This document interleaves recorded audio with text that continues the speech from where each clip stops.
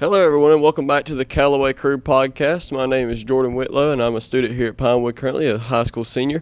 And today we have a very special guest. We have Mr. Weyman Houston. He is a class of 2022 alum here from Pinewood, a kicker formerly here at Pinewood, and he's now one of my business partners with Speedway Pulse Media. And it's just an honor to have Weyman here on the show. Weyman, what have you been doing since you've left Pinewood? I'm sure everyone wants to know that to begin with. Yeah, I'm glad to be here. Since I left Pinewood, I've been at Georgia Southern for the last 3 years.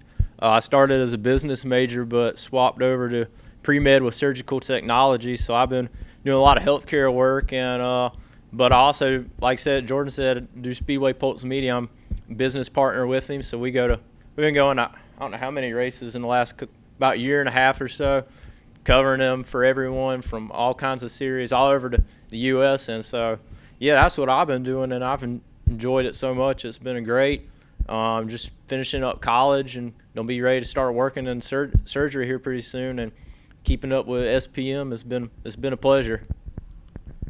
Now, like you say, Wayne, we really started that Speedway Pulse Media, really and truly kicked it off, I'd say, probably around June 27th, whenever I look back last night.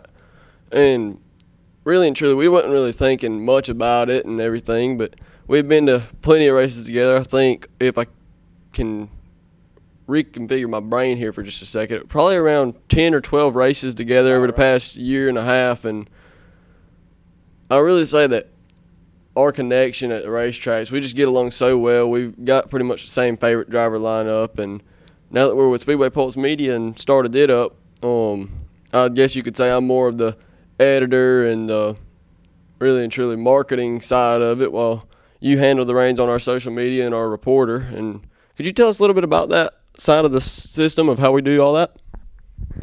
Yeah, so when we go to the races, I'm big into getting the connections, getting with the drivers and stuff. I guess a lot of that helps with that business background I had when I started in college. I understand how business works, and so I think the best way to really get out there if you're wanting to do something like this is go to the races and just go out there and start talking to people. It doesn't matter if it's pit crew, engineers, obviously drivers if that's what your focus is, and team owners.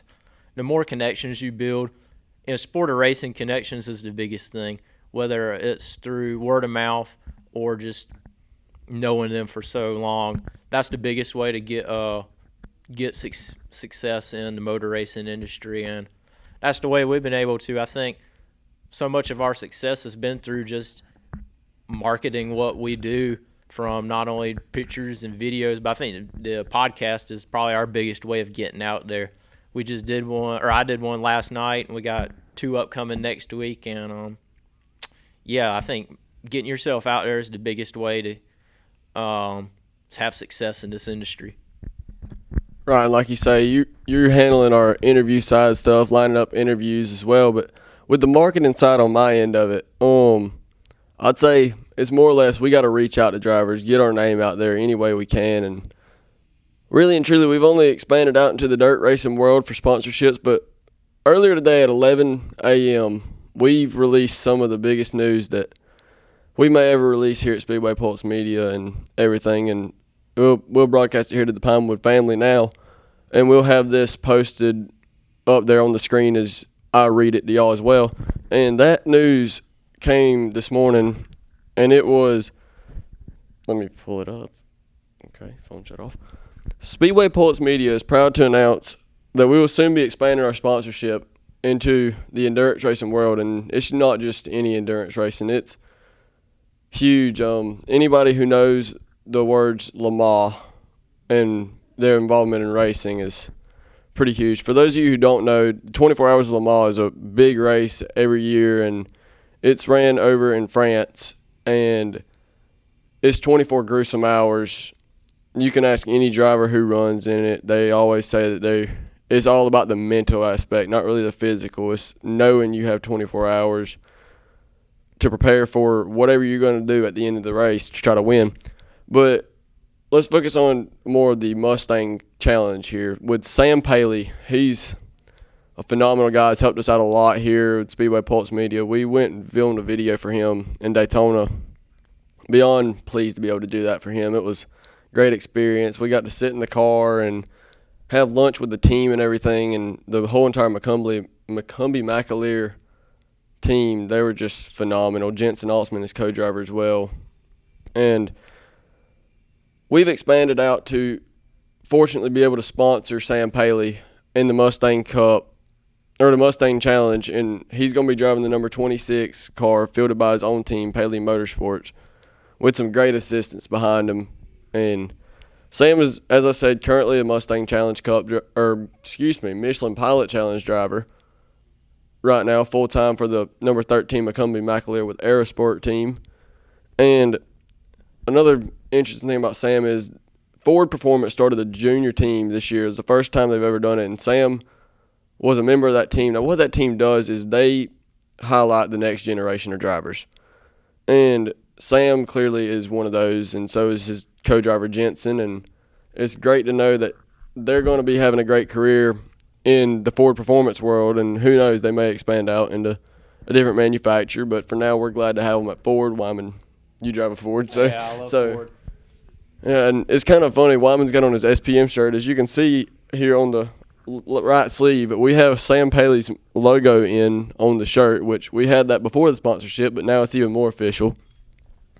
But Weyman, from your end, obviously I know this means a lot to me, but what does it mean for you as one of the co-owners, along with me, to be able to say that we're sponsoring a car that's racing in Le Mans?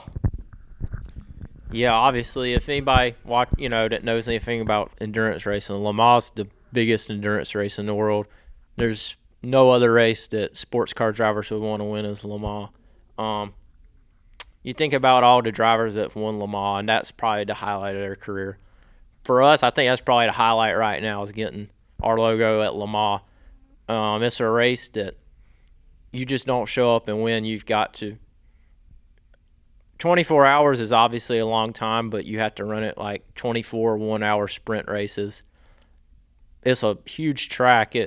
Weather plays a huge factor in it. It can be raining on half the track, and then the other half be completely dry. So Le Mans is unpredictable, and while we're not in the 24-hour, we're running two 45-minute sprint races, but still the unpredictability of it is what makes it tough. But to have our logo at Le Mans is just incredible. I would have never thought this short a time that we would be there at Le Mans.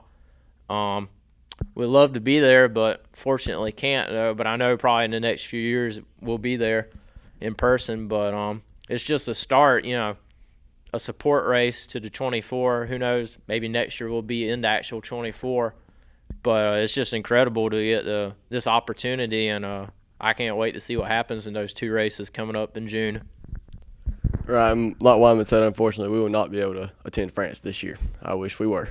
But shifting focus from the Speedway Pulse Media side to more or less friendship and you in a classroom in general, what, from your perspective, really I know I had my story last week, but what in your perspective really got our friendship started? Can you tell everybody a little bit about that?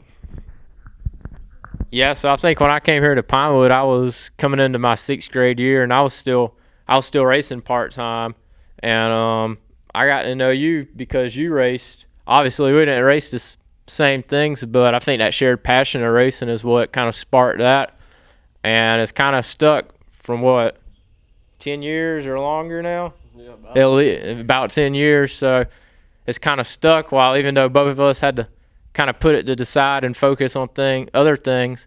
I think it's still kept on, even though I've left Pinewood, I still talk to Jordan and see him about it every day. So I think that's just shared friendship, and I think it goes beyond racing. Me and him competed in other sports together and been on the same team. So I think a bond dives deeper than just what's racing. I think that's what started it. Right, which that's really true. Yeah, now that you think about that, I didn't say that last week about both of us racing at the same time, but you ran the WKA stuff, and now with you racing and stuff, you don't race anymore, but what do you do like in your free time, like weekend wise and stuff like that, whenever we're not covering a race for Speedway Pulse Media? Yeah, so when I'm not covering a race for Speedway Pulse Media, I'm either doing my clinical rotation hours in the operating room at the hospital, but when I'm not doing that, you usually find me at a track. I usually try to officiate a lot of the races, local club races and stuff like that for different groups, and so usually you'll find me at a track somewhere.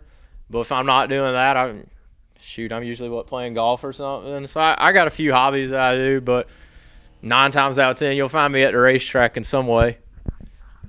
Right, which this past weekend you experienced a new world called sound, and you did not like it from what you told me. No. But so what would you say your favorite Pinewood memory is in general? As we really, I wouldn't say we're wrapping this one up, but as we're starting to come to somewhat of a close here in this interview, what would you say is your favorite Pinewood memory? Yeah, so Pinewood's been a big part of my life. I came here when I was in the 6th grade. I came here. I have so many great memories here at Pinewood. Pinewood was like a second home to me. I think years playing football here, had some great coaches, Coach Calloway, Coach Wasson, Coach Ridge, Coach Rusty, Coach McLean. I think one of the biggest memories of Pinewood was just the people.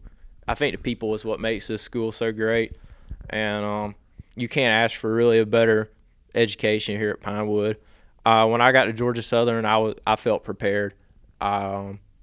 Everything just seemed to come natural to me when I got there, and but the people is what makes Pinewood, and the athletics are second to none. I think it's as close to you compete at a very high level here, no matter if you're playing football, baseball, track, no matter. And so many years here at Pinewood, I played football, and those are some of my favorite memories here at Pinewood. I have a deep passion for the Pinewood athletics, and I loved every minute of it. And I wish I could have done more here at Pinewood, but God had a plan for me, and He wanted me to play football here at Pinewood, and that's what happened. All right, and like you say here, we were blessed to have you on the football team as not only entertainment but a kicker as well, as you got to kick a couple balls to the upright throughout the season and your senior year, and some good field goals that you made there towards the end of the year. And coming from Coach Calloway, what lessons that you learned from football will allow you to carry into the future of your life and everything?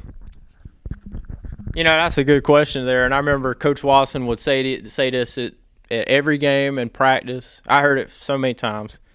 When everything seems out of control, there's 2 things you can always control: the effort you take into the situation and your attitude. That is the biggest thing I think I learned from Pinewood football, is the amount of effort you bring into it. Every day is a new day to succeed, and you have to look at it that way. No matter what you're doing, is the amount of effort you bring into it. If it doesn't matter if you don't do good at it, if you bring 100% effort into it, I think that takes more than success there. And attitude. Situations can arise and it may not play out the way you want, but you have to have a positive attitude going into it. Me working in healthcare, things don't always go the way you want to, but you have to keep that same attitude no matter what the situation is. And that's something I think about just about every day when I go. No matter what I'm doing, is my effort bringing into it and my attitude. And Coach Wasson said those 2 things, and that was something that really stuck with me. And I'm really grateful that I learned that. That was probably the biggest lesson I learned from Pinewood football.